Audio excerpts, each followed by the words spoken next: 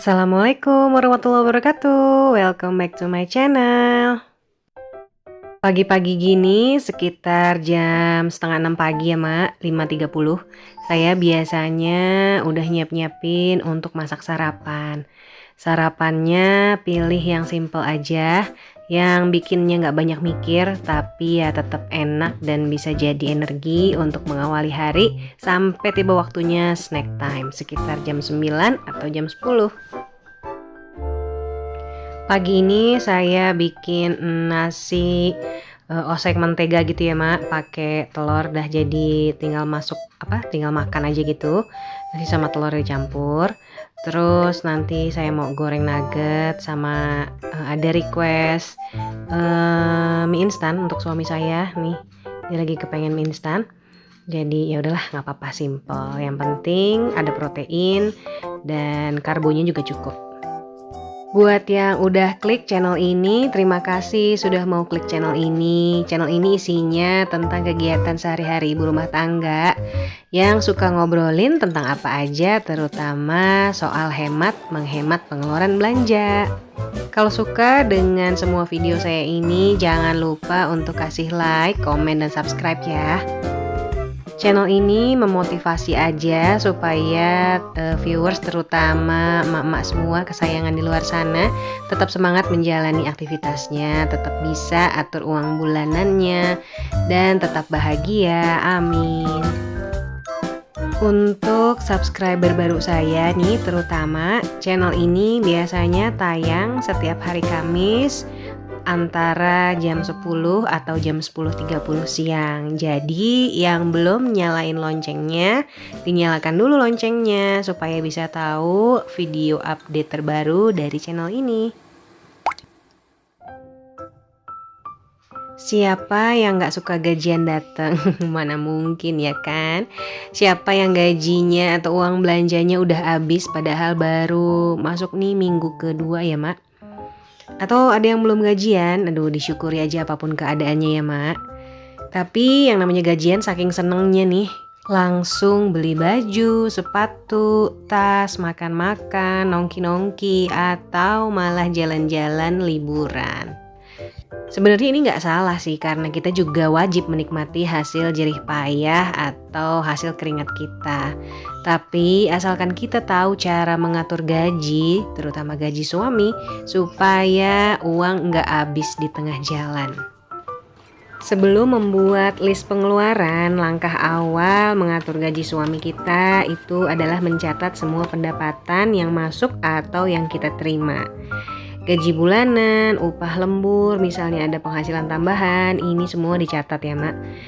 Ini dilakukan supaya kita tahu berapa yang bisa kita alokasikan untuk kebutuhan primer, kebutuhan sekunder, kebutuhan tersier. Gimana untuk yang gaji harian atau gajinya nggak tetap? Tentu aja ini tetap dilakuin ya Mak, sama aja. Gaji harian juga kita harus tahu berapa kisaran rata-ratanya. Misalnya 200 sampai 250 ribu per hari, kita ambil yang 200 ribu aja. Habis itu kita gunakan untuk kebutuhan yang prioritas dan tetap menabung. Pengeluaran tiap bulannya mestinya kita udah tahu berapa jumlah jamlehnya gitu ya Mak. Karena ini kan sifatnya tetap ya. Jadi jumlah ini tuh nggak boleh diganggu-gugat kecuali ada sesuatu yang bersifat emergensi atau urgensinya tinggi gitu. Jadi nggak boleh diotak-atik gitu. Contoh pengeluaran tetap misalnya kayak biaya pulsa, listrik, atau mungkin sewa rumah seperti itu ya Mak.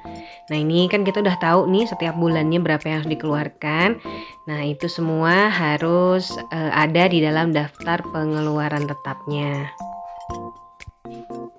Kebutuhan juga termasuk pengeluaran. Kebutuhan di sini ingat ya, bukan keinginan kita.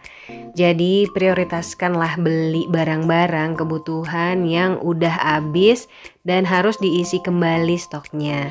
Misalnya aja kebutuhannya itu seperti kebutuhan bulanan, mingguan, atau harian. Nah daftar ini udah kita buat sendiri nih. Kita buat sedetail mungkin dan kalau jumlahnya udah tetap, ini bisa masuk ke catatan pengeluaran tetap yang sebelumnya sudah saya sebutkan. Jadi mak-mak nggak perlu bingung lagi tiap bulannya itu uangnya harus diapain, uang sebanyak itu. Nggak cuma melulu dipakai belanja ini dan itu, tapi kebutuhan juga tetap terpenuhi. Kebutuhan kita tiap bulannya kadang-kadang ada yang berkurang, ada yang bertambah. Kalau saya kayak gitu ya mak, kalau mak-mak kayak gimana sih? Nah, maka dari itu kita juga bisa sebenarnya menyesuaikan nilai nominal untuk menabung. Saran saya sih lebih baik memang pengeluaran pribadi kita nih yang ditekan supaya kita bisa nabung agak banyak. Yang penting kita tiap bulan harus menabung.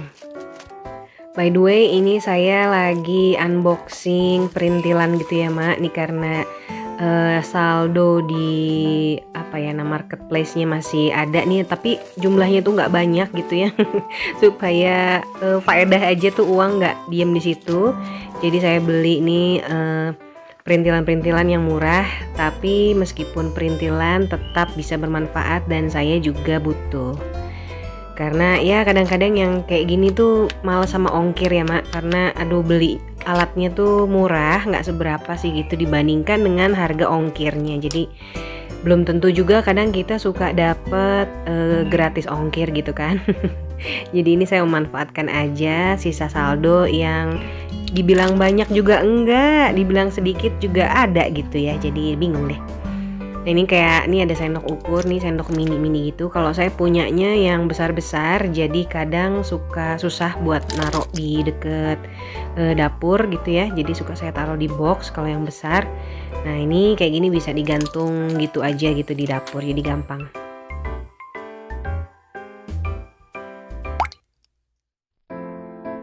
Lanjut masak untuk makan siang, saya mau bikin capcay, bakso, terus ada gurame goreng, dan saya mau bikin tempe masak kecap aja. Ya seperti ini, alhamdulillah aja ya ma, disyukuri. Yang penting ada rasanya gitu masakannya. Meskipun nggak seenak gimana gitulah ya. Saya kalau belanja-belanja sekarang kalau bawa uang selalu uangnya tuh secukupnya aja tuh uang cashnya. Karena dengan sedikitnya uang cash di dompet kita akan bisa mencegah lah dari yang namanya boros gitu ya mak. Karena kita bisa ngontrol nih, kalau uangnya sedikit kita jadi mikir 2 kali mau ngambil barang yang sebenarnya kita nggak perlu-perlu banget. Beda rasanya kalau misalnya kita bayar dengan kartu gitu ya, bukan uang cash, itu kita ngerasa ada kartu inilah, jadi bisa belanja aja, mau kita ambil semau kita bisa aja, yang penting kan ada kartu tuh yang bayar, padahal yang bayar kita juga nantinya gitu ya mak. Terus kalau kurang gimana ya, diusahakan kita nggak boleh kurang ya mak. Kita udah tahu apa aja yang harus kita ambil kalau belanja, dan jumlahnya udah kita tahu kira-kira berapa. Kebutuhan akan barang-barang fashion, aksesoris, dan lain-lain di luar kebutuhan pokok biasanya malah jadi pengeluaran tetap bulanan terbesar bagi beberapa orang. Tapi nggak termasuk saya ya mak, alhamdulillah nih. Padahal sih kebutuhan ini tuh nggak perlu-perlu banget gitu ya untuk dibeli tiap bulan, karena kan sifatnya dia tahan lama. Jadi baiknya sih memang jadwalkan dulu pembeliannya itu, misalnya kayak setiap 2 bulan sekali gitu ya mak baru beli baju, atau misalnya baru beli sepatu, beli tas dan lain-lain. Tapi tetap tentukan jumlah maksimal uang yang kita keluarkan. Kalau kayak saya sih belanja baju sebenarnya setahun sekali lah itu ya mak, kalau lebaran juga, tapi nggak wajib sih, kalau misalnya masih ada ya saya nggak beli. Kecuali ada kebutuhan mendadak. Salah satu cara menjaga gaji suami kita tetap aman sampai akhir bulan itu salah satunya kayaknya saya lebih pilih teman yang sederhana gitu ya mak. Jadi yang namanya berteman itu memang harus pilih-pilih kan sebenarnya, tapi bukan dalam arti pilih-pilih berdasarkan status sosial ya. Kita berteman dengan orang yang jual parfum, pasti kita bakalan kebagian kan harumnya ya mak. Jadi kalau kita berteman dengan orang yang boros atau suka suka makan di restoran mahal, jadi otomatis kita nanti akan makan juga bersama mereka nih hampir setiap saat gitu, dan pengeluaran kita akan bengkak. Jadi kalau kita berteman dengan orang yang sederhana, maka otomatis biaya bergaul kita juga nggak akan sebanyak ketika kita bergaul dengan teman-teman yang suka hedon seperti itu ya. Dan sebaiknya kita sebagai istri, sebagai pengelola keuangan rumah tangga, baiknya setiap bulannya kita bertanya kepada diri kita nih, evaluasi sejauh mana kita sudah menggunakan uang suami kita gitu ya Mak. Misalnya kayak apakah gimana ya, perlu nggak sih nyokolahin anak nih di sekolah yang biayanya tuh selangit gitu? Atau tujuannya nih untuk apa sih sebenarnya sekolah di sana, pendidikan anak atau cuma untuk gengsi aja? Atau misalnya apa perlu sih kita tuh ke mall tiap hari, tiap weekend gitu ya? Nah evaluasi kayak gini nih penting sebenarnya untuk menghemat anggaran ya Mak.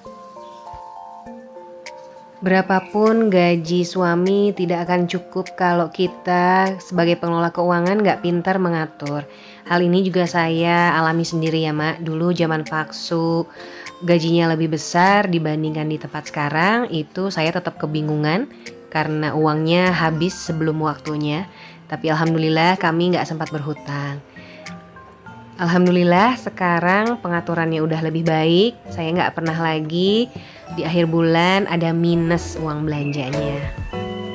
Jadi kalau gaji besar aja nggak cukup, apalagi gaji kecil, nah itu hoax ya Mak, ternyata hoax banget itu. Pokoknya semua bukan bergantung dengan nilai nominal gaji.